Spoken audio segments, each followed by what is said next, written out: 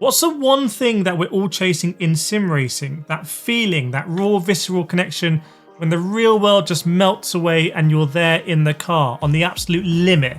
We spend hundreds on direct drive wheels that rip our arms off or can do, on load cell pedals that can measure the slightest breath of pressure, and on rock solid 80/20 aluminium rigs to bolt it all down. We do all of this in the pursuit of one single magical thing: sim racing immersion. Now, for years, the path to that immersion had two main roads. On one side, you have the mighty triple screen setup. And let's be absolutely clear, a well-configured set of triples is an incredible experience. It commands center like a fortress of monitors wrapping around you, is convenient, the image is razor sharp, and it keeps you connected to your physical wheel, your button boxes, and the real world. Many of the fastest sim racers on the planet swear by it, and for good reason. But on the other road is the promise of something more, something that even the best triple screens, by their very nature, simply can't deliver. The fundamental difference is this: monitors, no matter how wide or how many you have, are a 2D window into the game world. You're always looking at the race, VR promises to put you inside it. I'm talking about true stereoscopic 3D depth perception. The ability to judge braking distances not by memorizing a 2D marker on the side of the track, but by instinctively feeling the space between you and the corner.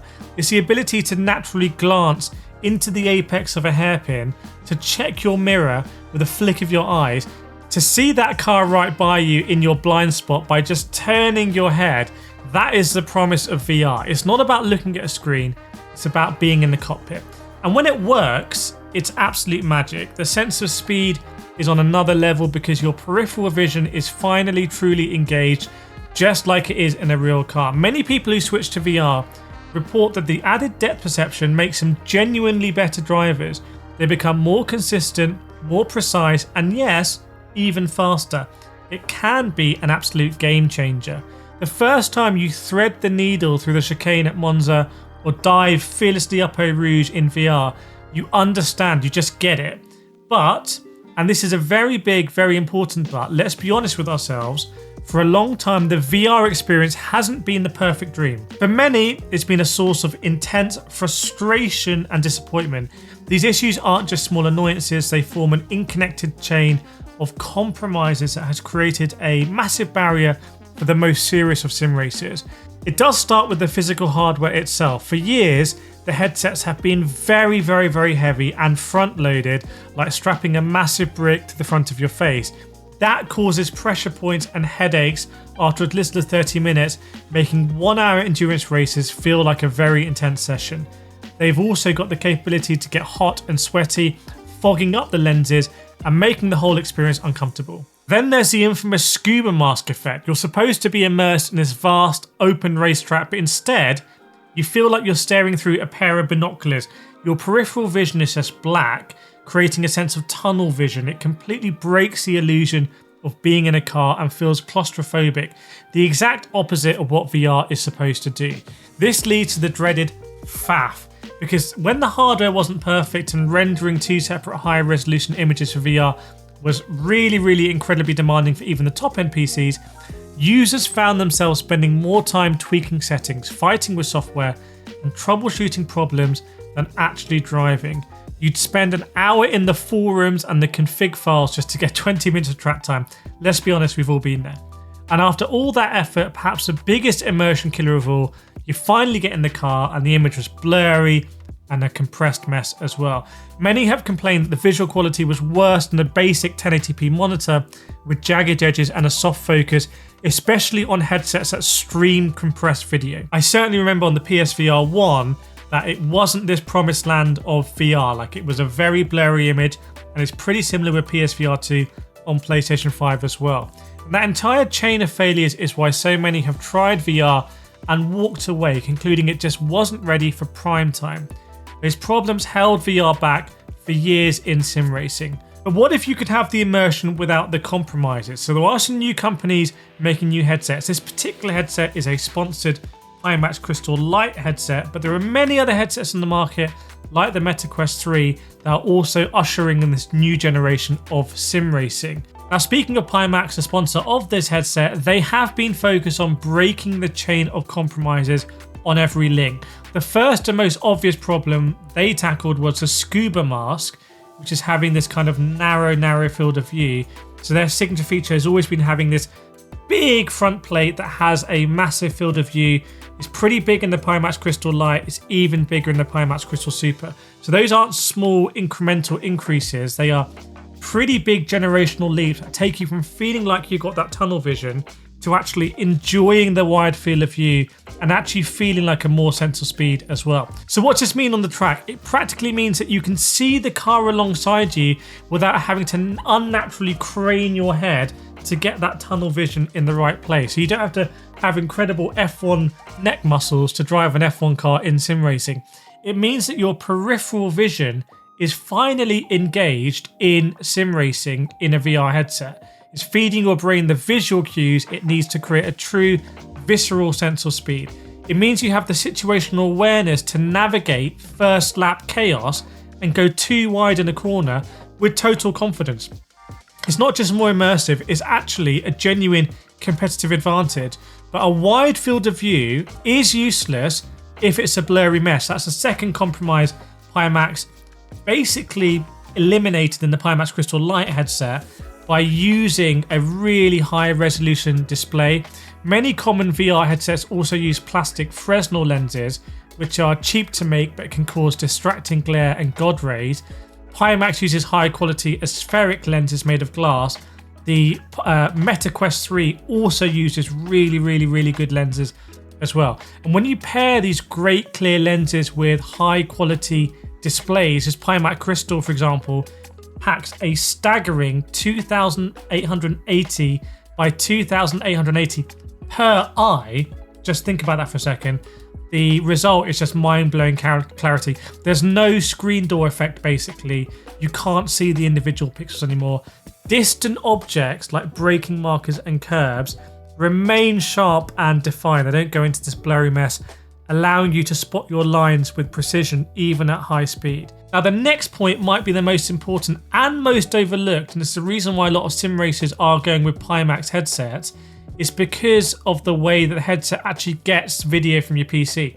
Many popular all-in-one headsets rely on streaming compressed video feed over USB-C or Wi-Fi, like the Meta Quest 3, but you can think of that like watching a Netflix movie. The video is squashed down to save bandwidth. That's fine for casual games, absolutely fine, but for high-speed sim racing, the compression can be a killer. It's a bit like YouTube videos on high-speed sim racing.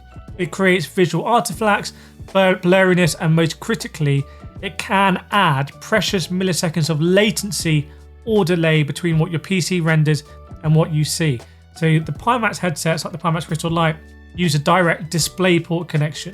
So that's a pure, uncompressed video signal straight from your graphics card to the displays in front of your eyes. It's like connecting a Blu-ray player direct to your TV with a HDMI cable.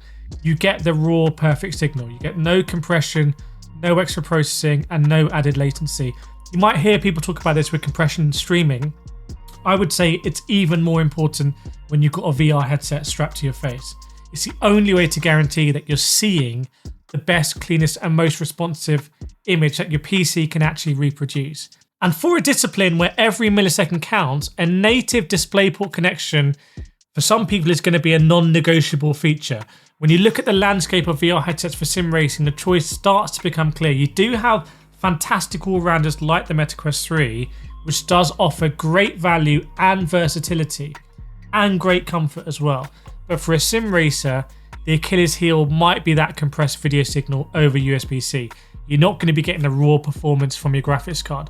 On the other hand, you do have the incredible, tiny and lightweight big screen Beyond, which does also use DisplayPort for a clean signal.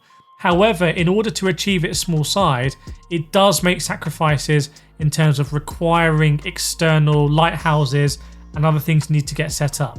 The field of view, that's an interesting comparison between the Pimax Crystal Lite and the big screen Beyond also. Now, the Pimax Crystal Lite, it is a sponsored headset for this video, but I do think it is the only headset that is really hitting that trifecta for sim racers, that world-class leading wide field of view, the ultra high resolution for incredible clarity and the uncompressed zero latency DisplayPort signal.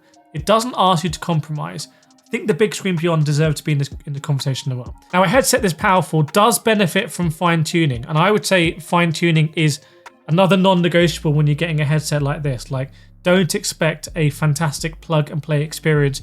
You're going to be in the software and the firmware kind of tweaking things around. So you might have heard that the pimax software could be tricky in the past, but modern pimax play software is a bit more streamlined, and there's just a few key settings I think you can tweak to unlock incredible performance.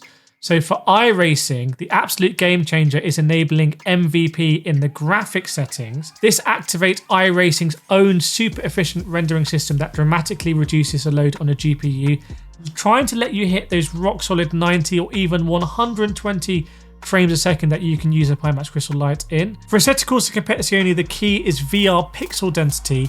You can push this for unbelievable sharpness, but if you need more frames, dropping this setting slightly along with mirror quality will instantly boost your performance. So is VR in sim racing a gimmick? Absolutely not. It is the future of immersion, but for years it's been a future filled with understandable compromises.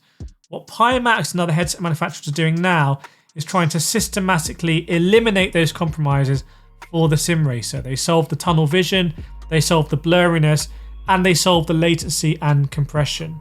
There are lots of other issues that still remain. Trying to get your PC to deliver the frames in, the comfort, not overheating in your headset, not getting too sweaty, getting the balance right, having the nice pass-through so you can see the real world as well. Trying to cope better with VR sickness if that's an issue as well. But if you're a serious sim racer, if you're someone who is really chasing that last tenth of a second, if you're truly pursuing that ultimate feeling of being in the car, there is no substitute for a dedicated, no compromise PC VR headset. So let me know what you think in the comments. Let me know what you think of the Big Screen Beyond and the pimax Crystal Lite and the Meta Quest 3. What are your experiences?